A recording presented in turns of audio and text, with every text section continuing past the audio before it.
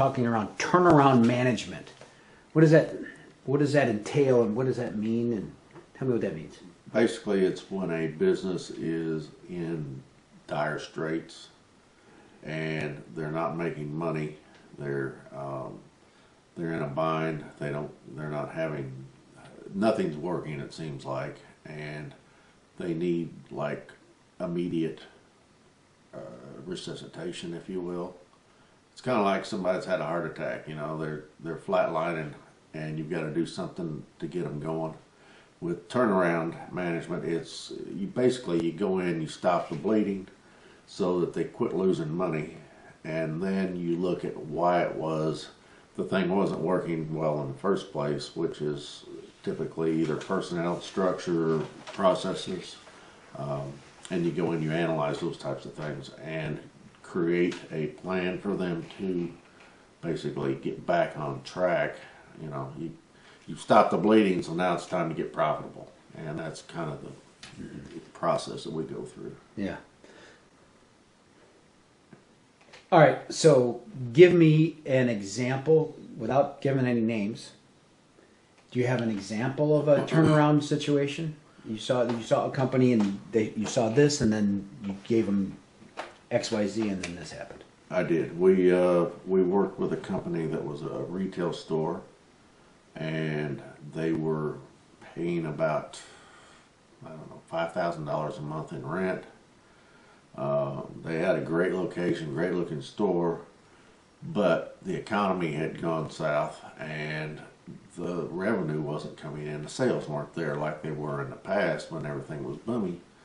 And one of the things that we did was we looked at, okay, let's look at your rent. Do you really need to be here? Because most of your business is based on people who have either used you in the past, knew you, or knew a friend of yours, or something that brought them in more so than just location. So we got out of that lease and into another lease that was half of that price. And the other thing we did was we looked at personnel. You know, are you paying people to do things that you really don't need to be paying for? You know, you might be paying, for instance, you might have somebody that's there as a secretary,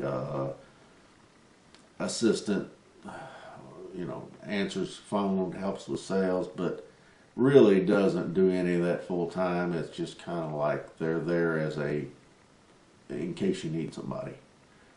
Well, that might be that's not the thing you need to be spending money on right now. You need to have people who are really earning money for you rather than just covering the bases when you're out.